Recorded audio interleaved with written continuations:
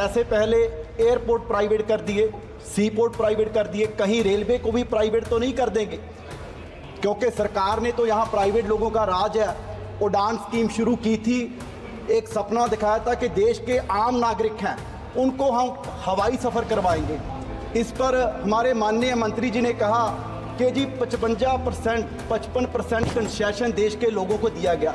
तो मैं मंत्री जी को याद करवाना चाहता हूं कि ये कोई प्राइवेट कंपनी नहीं है, ये डिपार्टमेंट पब्लिक वेलफेयर के लिए है और कोई एहसान नहीं कर रहे अगर लोगों को कंसेशन दे रहे हैं। और मैं याद भी करवाना चाहता हूं, कोविड के टाइम आपने सीनियर सिटीजन का कंसेशन बंद कर दिया, आपने जो नेशनल इंटरनेशनल प्लेयर थे उनका कंसेशन बंद कर दिया।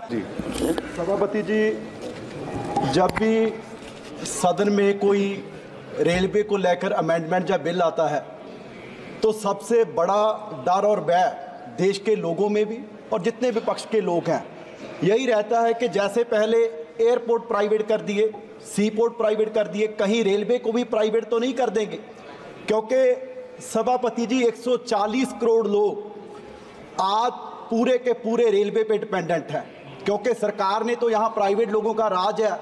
उड़ान स्कीम शुरू की थी, एक सपना दिखाया था कि देश के आम नागरिक हैं उनको हम हवाई सफ़र करवाएंगे। लेकिन सभापति जी, आप दिल्ली एयरपोर्ट के अभी भी यहाँ रनवे है, आप ना वहाँ जो देश के आम नागरिक हैं आप वहाँ जाइए, आपको दिख जाएंगे कि आज भी आम नागरिक तो खड़के के जहाज़ कैसे फ्लाई करता है वो देख रहा है, क्योंकि आधे घंटे का सफ़र भी आज प्लेन का आप अपनी डिमांड रख दीजिए वरना समय नहीं मिलेगा। आज प्लेन का 7,000 से 15,000 की टिकट है। आज चंडीगढ़ से अगर दिल्ली आना है तो 15,000 की टिकट है। इसलिए सभापति जी मैं कहना चाहता हूं कि देश के जो पूरे के पूरे नागरिक हैं वो सिर्फ और सिर्फ रेलवे पर डिपेंडेंट हैं। और इस पर हमारे माननीय मंत्री जी ने कहा कि जी 55% कंसेशन देश के लोगों को दिया गया। तो मैं मंत्री जी को याद करवाना चाहता हूं कि ये कोई प्राइवेट कंपनी नहीं है, ये डिपार्टमेंट पब्लिक वेलफेयर के लिए है और कोई एहसान नहीं कर रहे अगर लोगों को कंसेशन दे रहे हैं। और मैं याद भी करवाना चाहता हूं, कोविड के टाइम आपने सीनियर सिटीजन का कंसेशन बंद कर दिया, आपने जो नेशनल इंटरनेशनल प्लेयर थे उनका कंसेशन बंद कर दिया। सो मैं चाहता हूं कि उनका कंसेशन भी शुरू किया जाए और जितना देश का यूथ है, जो युवा है, स्टूडेंट्स है, कोई स्कूल के लिए जाता है, कोई कॉलेज के लिए जाता है, उनको भी कंसेशन दिया जाए। बस 2 मिनट सभापति जी। और दूसरा, जैसे मैंने कहा कि सबसे ज़्यादा पॉपुलेशन इसी पे डिपेंडेंट है, हमारे औजला साहब ने भी कहा।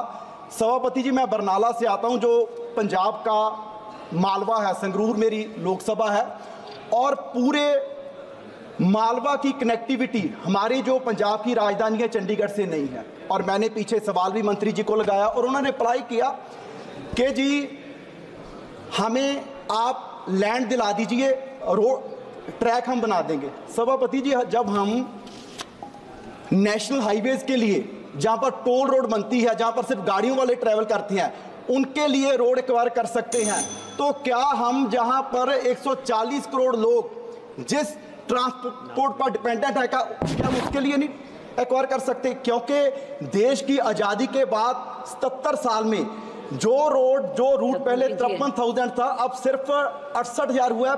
77 साल में हमने सिर्फ 15,000 नया रूट बनाया। सो सभापति जी, मेरी गुजारिश है मंत्री जी से कि बरनाला की कनेक्टिविटी, संगरूर की और राजस्थान तक की गंगानगर की कनेक्टिविटी, मुक्तसर बठिंडा जितना एरिया है उसकी चंडीगढ़ के करवाने के लिए रूट चंडीगढ़ और राजपुरा को जोड़ा जाए। और एक सभापति जी, 1 मिनट लास्ट सभापति जी, मेरे बरनाला से जहां मैं पहले एमएलए भी रहा, वहां से कोई भी फास्ट ट्रेन नहीं चलती। तो मेरी मंत्री जी जो स्टेट मिनिस्टर बिट्टू जी बैठे हैं, उनका नेबरिंग डिस्ट्रिक्ट भी है, बिट्टू जी बेनती है कि बरनाला से कोई शताब्दी की शुरुआत दिल्ली से की जाए। आदरणीय अध्यक्ष जी, आपका बहुत बहुत धन्यवाद। इस महत्वपूर्ण बिल पे आपने मुझे समय दिया। आशा